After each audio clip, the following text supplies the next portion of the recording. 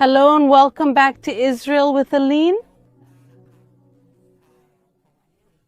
Today we are back in the Dead Sea region, which is a biblical and prophetic zone. And we are going to learn in depth about the sinkholes, which are these craters that are opening up here in the Dead Sea region. And we will see the destruction and also the life that they are bringing here to the region. And we will understand how all of this connects to the prophecies of Zechariah and Ezekiel. So if you are ready, let's get started. Think we are now in the Dead Sea region, which is the lowest place in the world. We are 470 yards below sea level. And here in recent years, many different phenomena have started to happen. You can see here behind me that part of the date palm plantations have completely died. You can see that almost nothing of them is left. Look here where the roads simply collapsed, and there are many different phenomena here, but mainly part of them are dangerous. It is forbidden to get to them. There are signs around here saying that you cannot get there. And so for us to be able to film and show all this to you, we need a specialist, a person who can lead us safely in such a dangerous zone. And that's why I want to call back here on the channel, Shlomi Lubaton Shalom. Hi. Folks, so Give shalom to Shlomi. He here is an expert. He also leads many research scientists who try to understand all these phenomena. And so for us to be safe, we are here. And thank you very much for being with us again. So, shall we start? Shall we? let's go. There? Wow, it's quite surreal to be getting into a Bolaine, especially one like this where the road has completely collapsed. But I want to know where we are going now. We're going now to the Nope Castle, which was here in Ngedi that was destroyed. Everything was destroyed a few years ago, and we see how God destroyed the entire castle. And he decides to destroy the earth, destroy everything that was on it. And I'm going to show you now how entire houses went down into the earth and were destroyed, as if they had never existed. It's so... This phenomenon is so recent that when I was coming here, I was looking on my cell phone for a place to stop to eat something.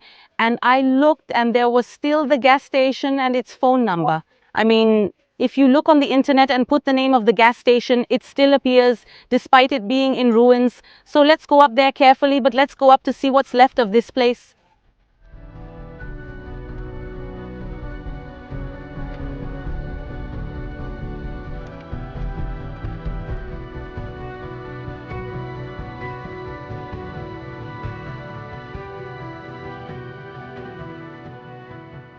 Look at this impressive place we are. It looks like a ghost town. This whole area had to be abandoned because of these giant craters that opened up. And all this is a very, very new phenomenon. That road we saw collapsed in the year 2018. But why is all this happening? Why are these craters opening up? And the first reason this is happening is because the Dead Sea level is dropping.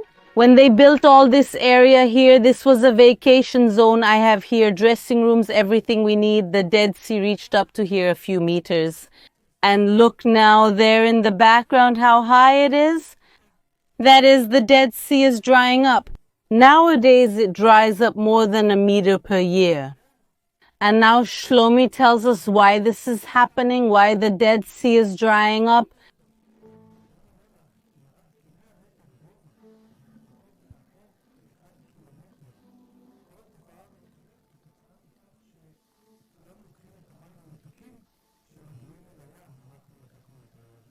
The Dead Sea has dropped more than 109 yards, 3 feet, 3 inches, and receded more than 0.62 miles. This phenomenon happens because everyone diverts the fresh water that should reach the Dead Sea. We take from the Jordan River, the Jordanians from the Arnon River, and also the Egyptians, the Syrians, and the Lebanese divert water. Everyone takes the water to drink, and therefore the sea is shrinking. And the phenomenon of sinkholes started due to the sea's retreat. So, these gigantic sinkholes that are forming, this connects us personally. I don't know if you guys are there listening, but this connects us with the biblical prophecies of Zechariah and Ezekiel. And now what we're going to do, we're going to leave this destruction zone and we're going to continue to see more sinkholes and even more phenomena that are happening here. The destruction, its beauty, but also life reborn here. And then we're really going to start seeing the beginning of the fulfillment of many biblical prophecies. But before I say all this here, let's really move on, because honestly, today we're going to show things that are unexplainable to you guys. Let's go.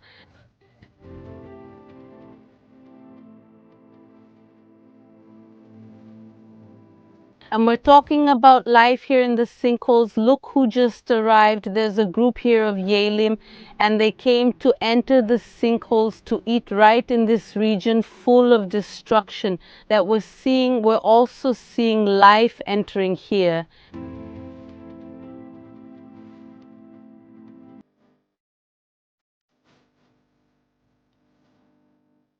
Guys, we're getting close to the Dead Sea, and the sinkholes here are getting bigger and bigger.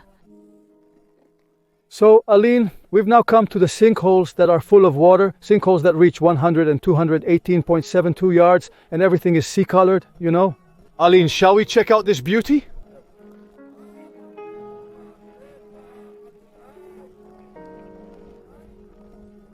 Look at this beauty. Look at this beauty. It's not possible to convey so much power in film. It's incredible. It's simply wow. A big one, Aline. Let's take a closer look at this.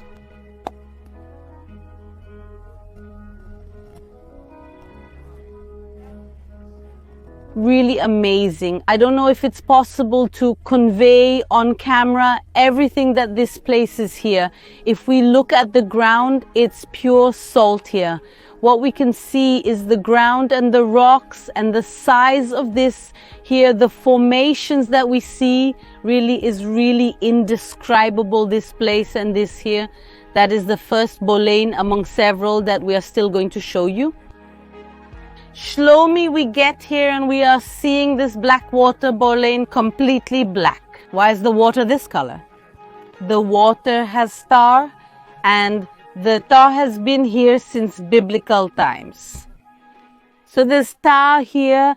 And what does tar have to do with the Bible? There's a very specific passage in the book of Genesis that says God ordered Noah to take gopher wood to build the ark. What's gopher wood? It's tar. So one of the interpretations of this text is that he takes wood covered with tar to make the ark waterproof. So we see that trial was already known in that region at that time and was already in use.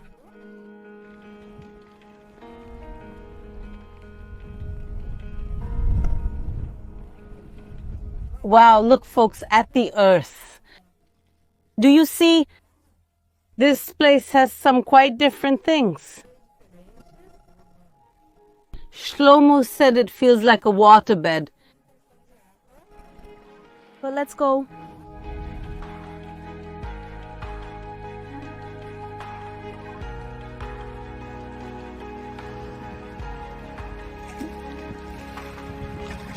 We are talking about what is happening here in the Dead Sea region these days. But to understand everything that is happening here, we have to go back in history, go back more than 3,600 years ago when this whole region was green and full of life.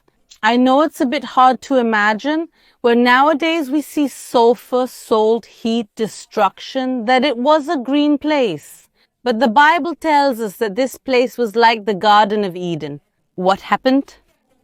Here in the region, there were 5 cities that were evil in the eyes of God. And God sends a great destruction to these cities and to the entire region. The region will be destroyed with fire and sulfur, which we still see here to this day. And the place will become desolate. Nothing grows here. See that there is absolutely nothing. The temperatures here in the summer can reach 50 degrees. The salinity does not allow anything to grow or live here, not even in the surrounding salt and much less in the Dead Sea. And that's why when we read the prophecies of Zechariah and Ezekiel that say this region will come back to life, most people doubted. It doesn't make sense looking at this terrain, looking at this sea, that it would ever become green again. But many phenomena that have happened and are happening in recent years, they are directly linked to these prophecies. Let's listen to the prophecies and then we'll see them in practice, and then you decide if they are really the fulfillment of these biblical prophecies. Then he told me, these waters go out to the eastern region and go down to the desert and enter the Dead Sea, and being taken to the sea, the waters will become healthy. And it will be that every living creature that passes wherever these rivers enter will live, and there will be a great abundance of fish because these waters will arrive there, and they will be healthy, and everything will live wherever this river enters. Also, the fishermen will stand by it from Engedi to Neglim. There will be a place to spread out the nets, and its fish, according to its kind, will be like the fish of the great sea in excessive multitude. But its swamps and marshes will not become healthy, they will be left for salt. And by the river, on its bank, on one side and the other, all kinds of trees that bear fruit to eat will grow. On that day it will also happen that living waters will flow out of Jerusalem, half of them to the eastern sea, and half of them to the western sea. This will happen in summer and in winter. Aline, I want to show you a very special phenomenon. Entire beaches of salt pearls. Beautiful beaches full of white happiness. They are like pearls. Guys, these look like pearls. And guys, this is all salt. Everything we're seeing around us is salt. The walls, the pearls. And then we understand why the Bible also calls this place the Sea of Salt, precisely because of the amount of salt that is here in this region. In Portuguese, we call all this zone here the Dead Sea. In Hebrew it would be, but we do not call this region Dead Sea because we know that it currently has no life, but by future prophecies it will have. And that's why I want to ask you what name you want to give this place here the day it comes back to life. And one more interesting thing is that we are in the Dead Sea, and it is divided. Part of the Dead Sea is in Israel, and the other side of the Dead Sea, where we can see the mountains, is Jordan. But all these phenomena that we are talking about, the salt pearls, the Bolaines, the craters, all of this that we are talking about, the fish, everything is only on the Israeli side. There's no other side. Only this one exists. Are there fish on the side? No. There is. Are there bulls in Jordan? There's a lot or a little. I mean, how many are there? There's the maximum. Discussing the limited number of Bolaines, how many are near Israel? 9,600. Every day 2 Bolaines will open. Every day 2 Bolaines will open. Every day 2 Bolaines. So 9,600 here. Some of them already have water, some of them have fresh water, some of them have fish. We will also, at the end of the video, go there again to show you the fish. But, I mean, all these phenomena that are happening in the Dead Sea are happening only on this side. So we can see that when the prophecies refer not only to the Dead Sea, but I mean the Dead Sea on the side where the people of Israel live to this day. Are there more things for us to see? There are many more things. Shall we go, Ansi? Let's go. Yeah. Look, This.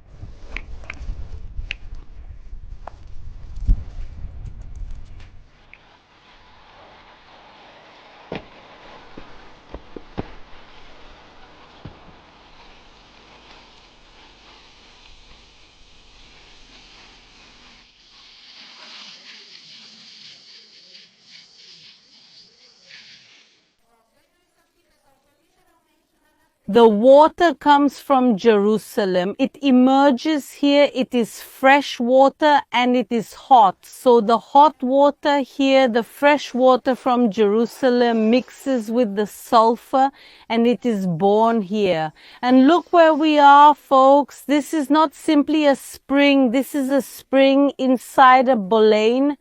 All this surrounds. See that we are really in a crater. So this Bolaine arose and here this spring began. And one thing I did not understand is why there are all these plastics here or these tarps. Humans tried to stop the collapse of the Bolanes. They spread these tarps because they thought they could hold back the sand.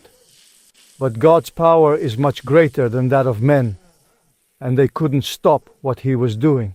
That is, people came here, they made scientists, because in the end, the Bolanes are a dangerous phenomenon. I understand that. So they were trying to prevent all this, and they put these tarps, they covered all this, but in vain. As you can see, the spring is here, and it creates this river that runs to the Dead Sea. So we see all the pieces fitting together. And the wheel keeps opening. In reality, what we are seeing, folks, are many phenomena that seem natural, but that all these phenomena are fitting in with what the prophecies speak. So it really may be that we are witnessing with our own eyes the beginning of the fulfillment of biblical prophecies still in our generation, prophecies that were written 2,600 years ago.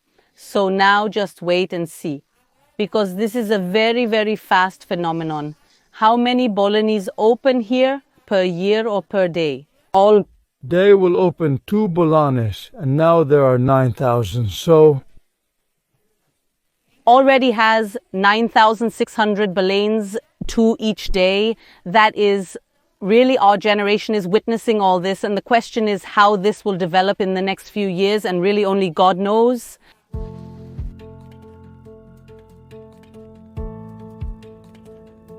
All this region that I'm walking now, all this here and much more was covered by the Dead Sea up to less than 100 years ago. The Dead Sea receded and sinkholes began to open here in the region. We can see the sinkholes back there. But the different phenomenon that has been happening in recent years is that beyond these craters opening, life began to spring up here around.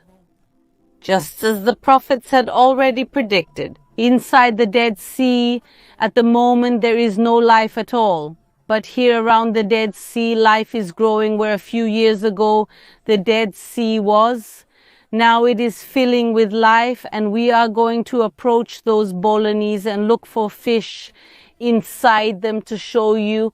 But we are going to see exactly how we are going to do this, because as you can see, there is a lot of vegetation growing here around. So we are going to have to find a way to cross through this vegetation to get there. But we will get there and see the Bolanes here in the Dead Sea region. Let's go! And see that among all these plants that are growing here, some of them are edible. Edible. One of them is this one. It's called malwach, which in Hebrew literally means salty. So you can see here the leaves of malwach, and we can simply pick them up and eat. We have edible plants here around the Dead Sea. The malwach was even food in the time of the Bible. It was known as the food of the poor. So it's a very simple food, but it's tasty, folks. So let's eat a little bit of malwach and keep walking.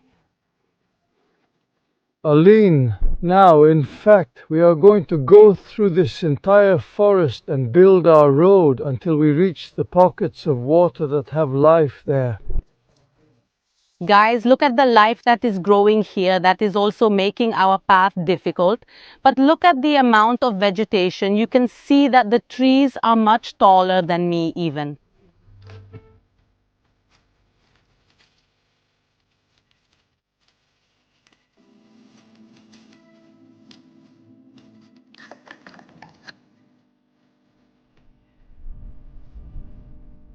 Let's see life.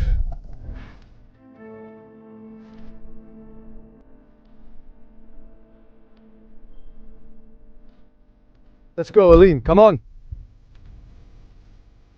It is A little dangerous here. Let's see what we're going to do. We are now in a hurry, folks, because the end of the day is approaching. The sun will set soon, and then we won't be able to film the fish for you anymore. So let's go.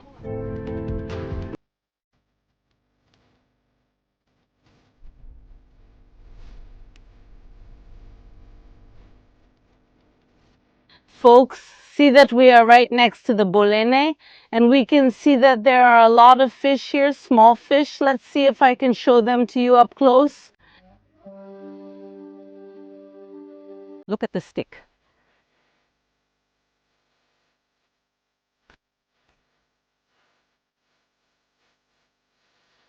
Can you see that all this area here, folks, have fish, and this is life. I mean, we can see vegetation, we can see fish. They are not big fish, but just by the fact that we have life here in the Dead Sea is impressive. And you can see that at the moment I am stuck in the mud, and this is important because the prophecy also talks about this mud. It says that the mud flats will continue here until today. See how amazing, folks, these little fish, you are managing to see them well. And you can see that it is not another fish. There is a huge amount here swimming by my side.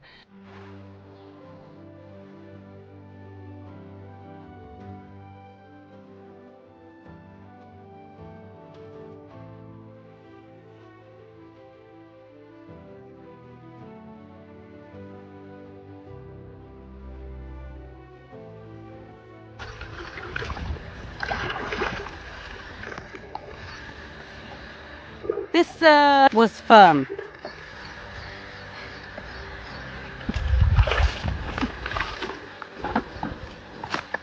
And then, guys, think that everything I'm showing you is new? The Bolaines didn't exist until recently. So all this region, guys, everything we're seeing are new phenomena. Wow! Unbelievable. Oh, just a second, folks. Calm down. Calm down. So here, the Lama helps me for the love of God then, as the prophet said in reality, that the Lama salts would continue. They are here until today. But let's see now more of the fish of prophecy.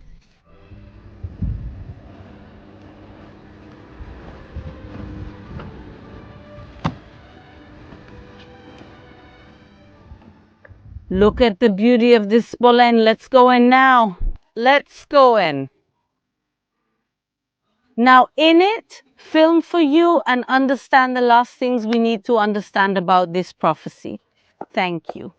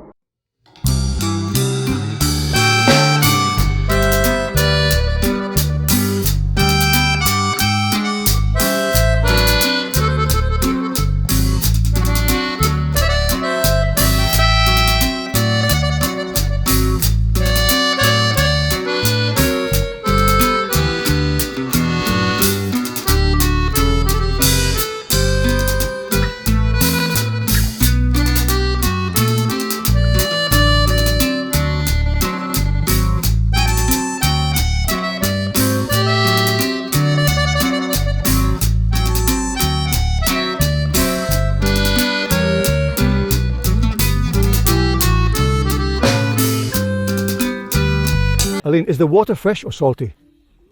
The water here is fresh. Already finding mud here. I can't get it right. We managed to see the fish, which is what matters.